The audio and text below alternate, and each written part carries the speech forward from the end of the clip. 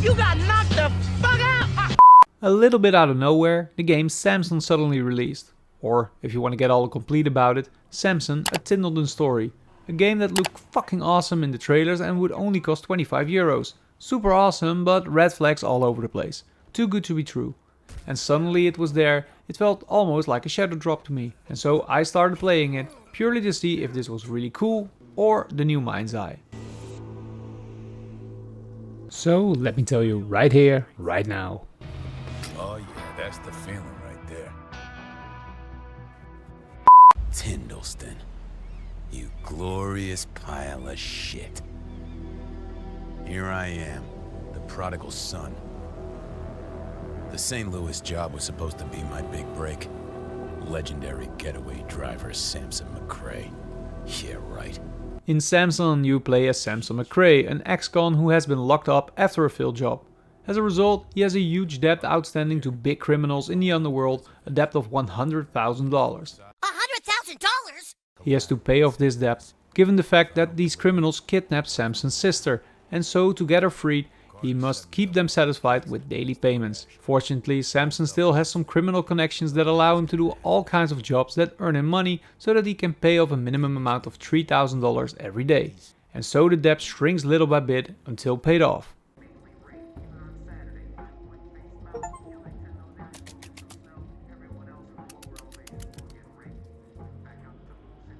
Alright, let's see what today brings.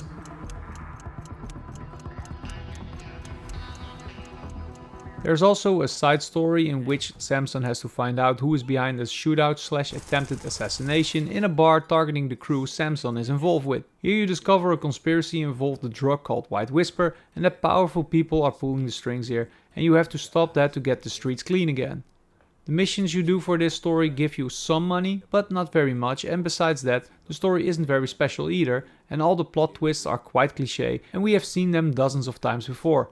It feels a bit forced, almost as if like in the end the creators felt like just the jobs and paying off debt wasn't enough and something had to be added. The premise is set up in a comic-like style with stills. Redfall used those kind of stills before and it didn't work very well there, but here it is done quite nicely.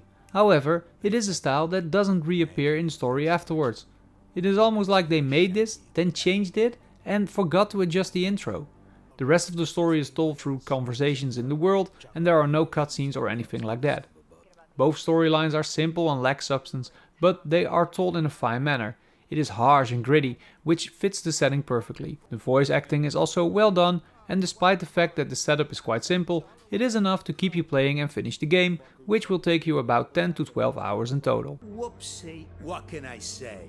However, the gameplay is unfortunately not always enough to keep you playing.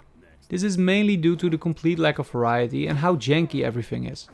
The missions can be roughly divided into two categories, on foot or in a car. Missions on foot always come down to fighting. Sometimes you have to chase someone first, or sometimes you have to find packages in a specific area, but ultimately it always ends up in a fight. That fighting is incredibly janky, so much so that sometimes it doesn't work at all. You miss, get constantly blocked, deal no damage, or the animations look incredibly clunky. When it clicks and it's cool, but more often than not this isn't the case, and that often makes the combat very frustrating. I started wondering if this was even play tested, that's how poorly it works at times. The missions in the car are slightly more fun, partly because the driving works quite well. It is a bit stiff and it takes some time getting used to, but you will get the hang of it quickly. Cars still spin out quickly and that is a difficulty factor, but not a huge issue. The missions here consist of races, being a getaway driver, package delivery and takedowns. However, these missions are also very clunky and I also wonder if they have playtested this. The takedown missions in particular, where you have to disable one or more vehicles by ramming them, are very inconsistent when it comes to how much damage you deal. Sometimes you ram a car completely off the road and do barely any damage. Other times a small fender bender is enough to make a car explode. And yet other times you do no damage but only damage your own car. It all feels super RNG because of this, and that is sometimes very frustrating, especially since you can only do a limited number of missions each day. The game has a system where each mission costs action points, meaning you can only do a certain number of missions per day. Every time you start a mission you lose those action points, so if the missions fail, you will lose them. Fuck. I'm sorry, Una. You can restart the missions by using an extra action point, but as mentioned, these are limited. And if you run out of action points, you have to go back home, end the day and pay. And if you have too many failed missions or for other reasons haven't collected enough money, you can run into trouble. This doesn't happen immediately, but after 2 or 3 days of bad payments, you will see a gang standing at your door the next day, which use their fists to explain that you need to try harder. Progressed on... Oh. Hey, debt collector. So everything you do, or don't do, has consequences, and that is a really cool principle. But it is all the more frustrating that the game falls short in terms of gameplay, which can cause missions to fail. But if you plan a bit well, it is usually not a problem. Also because you know the missions after a few in-game days. Not only because the setup is completely the same, the missions themselves are literally completely identical and are repeated every few days. And as a result, you know exactly what will be coming and can prepare for it. Which makes it easier, but also more boring. Boring. Besides money, you also get XP for every mission, which you can use in various skill trees that provide quite handy upgrades. There are also the necessary collectibles such as billboards you can run over.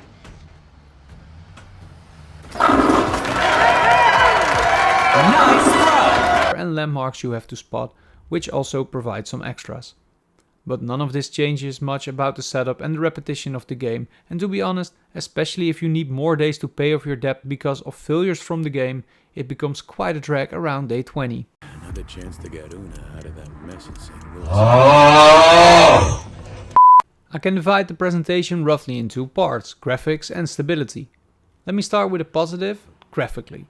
The game is quite impressive when it comes to graphics. The world in particular looks awesome, is very gritty in its design and really sets a cool vibe. I do have to say that the character models of everyone except Samson aren't great, but it is good enough that I don't always get annoyed by them. It only looks really stupid when they stare blankly into space during conversations while blabbering out their lines. Speak to the other whisper dealers. See if you can get us a name. Start in Emerson.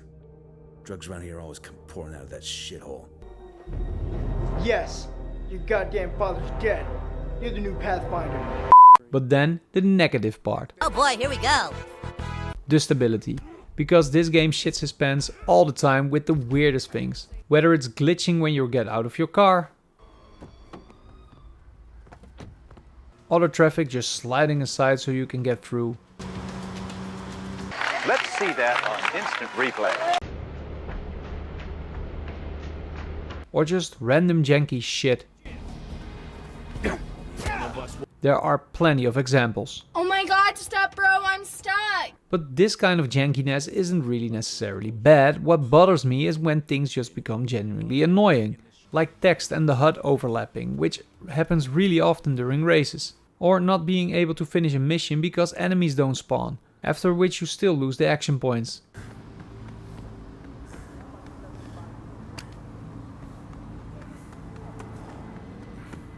I also experienced multiple hard crashes and frame drops. It should be clear, this game is as unstable as your mom after her 4th glass of wine.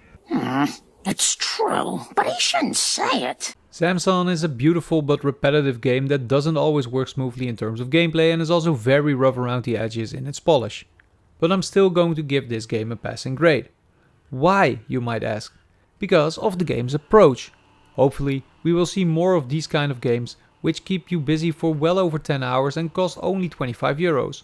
You shouldn't necessarily accept AAA quality everywhere. But don't forget that Mind's Eye was simply launched for 60 euros. But for this approach it is definitely good enough. Samson gets a 7.3 from me. It is frustrating at times and mediocre in its polish, but I do want to reward initiatives like this in a way. And with that we come to the end of this review. What did you think of Samson? Let me know in the comments and don't forget to like and subscribe if you liked the video, that helps my channel immensely. For live gameplay you can check out my Twitch, twitch.tv/gameplayofj, and don't forget to follow me there too. For more content check out the suggestions on the left or the channel on the right. For now, thanks for watching, see you in the next video, bye!